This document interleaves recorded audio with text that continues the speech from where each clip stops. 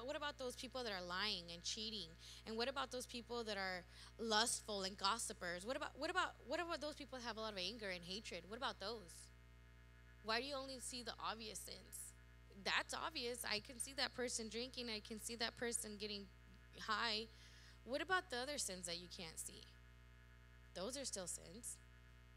Sin is sin. Whether you paint it pink or purple or yellow, it's still a sin. And so bondage, sometimes some of us are bound to jealousy. We're so jealous, we're envy, we like to fight, we are lustful, we are gossipers, swearing. Oh my gosh, that is, feel like some people need to be slapped in the mouth all the time because that's all they say. I remember when they used to say, que te tienes que lavar la boca con jabón because your mouth is so dirty because of the way you speak. Some people, man, every other word that comes out of the mouth is a cuss word. Sometimes we need to break that. Lying. Man, I've literally met people who can lie a whole like decade of lies, and they're good liars. Like, they're good at it. They will tell you, oh, I had a flat tire. If they're good, get wait late to work, I had a flat tire, but they will describe everything. But you know what? There was a man on the road, and then he helped me, and then this other guy helped me, and they're just lying. Like, it's just a huge snowball of lies. And people think that that's okay. That is not okay. Hatred, anger. So many people hold on to anger and hate. That's one thing. That's why you need to forgive and you let go. And people think, oh, that's okay. I can live with it. No. And then people go on living their lives, and then I don't know if this has ever happened to you or you guys have ever heard, I should have, like, if that person dies, or something happens to them, once that person gets really sick or something happens to them, I should have asked for forgiveness. I should have let go of it. I should have. So they wait until something horrible happens to be able to realize that you should have let go of it, when you should have let go of it from the very beginning. Drunkenness, cheating, procrastination, greed. And some people are like, we're great during pressure, under pressure. So procrastination is good for me because I could get papers done in like 2 days when it's a 3-week paper that you need to do, and you can get it done in 2 days because you procrastinate.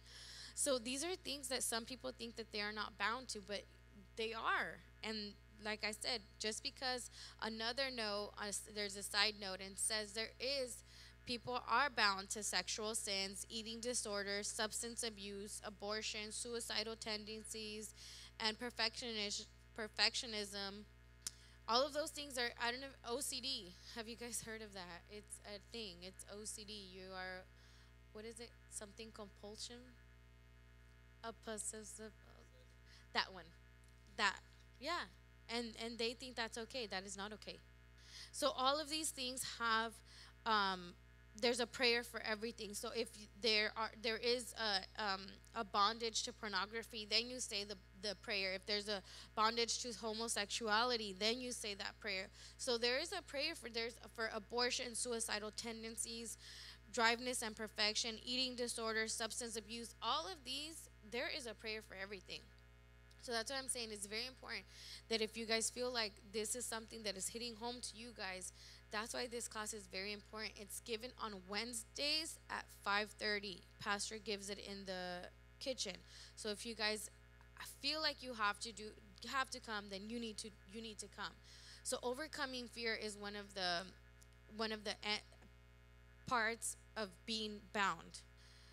People that are fearful, they feel like that's something normal.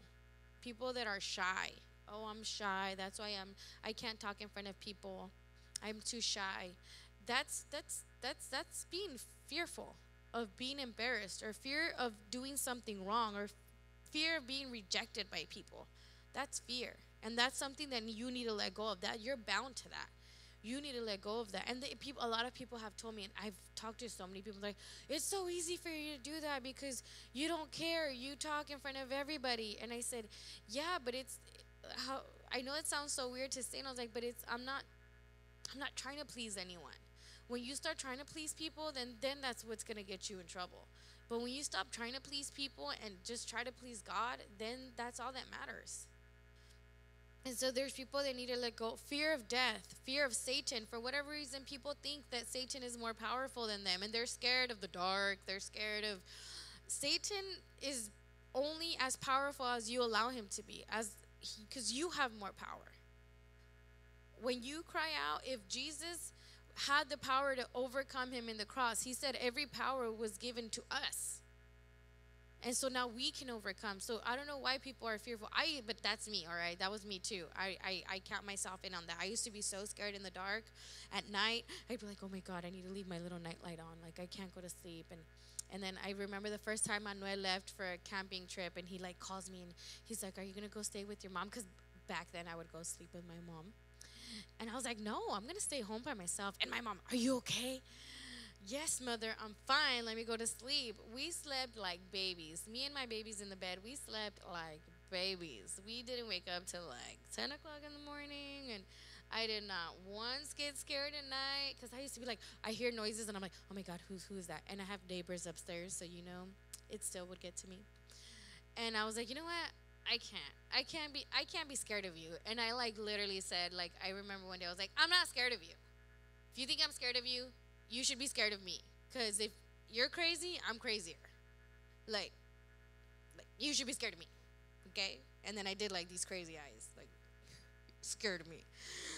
Fear of going crazy, fear of financial problems, fear of pain, fear of never getting married, fear of confrontation, fear of being a hopeless case, fear of losing your salvation, fear of not being loved by God. Like I said, there's nothing that can separate you from the love of God. So that fear, you need to let go of it. And there is a prayer that goes with it, for all of that fear.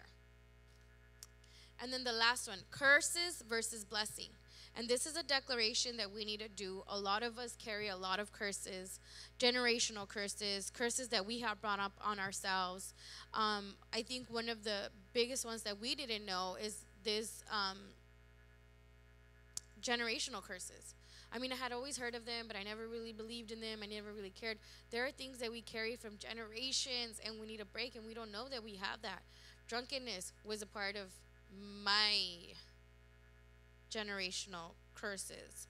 It was my dad's dad died basically of alcoholism. My dad was going down the same road.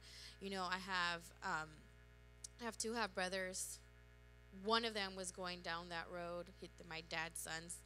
None of my sisters, but we all learned that very young, so we knew we had to cut that. But there are generations, so you think, oh, diabetes. Oh, my grandma had diabetes, so that's why they say that I'm prone to get diabetes. That's a generational curse. That God is not meant for you to have diabetes. That's something that is been carried on from generation to generation and needs to be cut. There's a lot of things, like I said, alcoholism, drug addictions, all of these things, anger, abuse, divorce, all of these things carry on because your mom was a single mom. You feel like you're okay if you become a single mom. That's not okay. So these are things that need to be broken. And they need to be broken so that you can walk into the blessing. And so many people, I've heard, so many people don't understand how broad the word blessing is. They just think it's something, so it's just a blessing. No, the blessing of having peace and not having to worry, having love and not having to feel unloved, having that peace of mind that you're not going crazy. There's so much, having a financial blessing, having all these things, and people just limit the blessing, and we can't limit that. Yes, they limit it because they don't know what it is. And so that's the thing. That's why we want to let you know. So then we do have a prayer that you can go with, goes along with it. And even when you go home, then there's a bedtime prayer. There is also a bedtime prayer here. And there's a prayer so that you can cleanse your home. You can cleanse your apartment or even your room. If you still live at home, there's a prayer so you can pray and just say, God, nothing is going to touch my walls. Your protection I protect my room from any attacks of the enemy. As a child of God, I am raised up and seated with Christ in heavenly places. So you can start doing that. So we've moved a couple of times. Vanessa helped me pack all my stuff and helps me move every single time.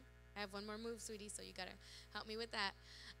So every time we get a new place, I get my anointing oil and I anoint it because whatever person was there before me, they left all their baggage and all their stuff. So I start cleaning, and like in the nights when we're praying, I'm like doing this. I know it looks weird, but I'm like, have it go up there because my upstairs neighbors need it. Like they need Jesus. Like let it go up that way. Like let the blessing, let Jesus go up there because they need it.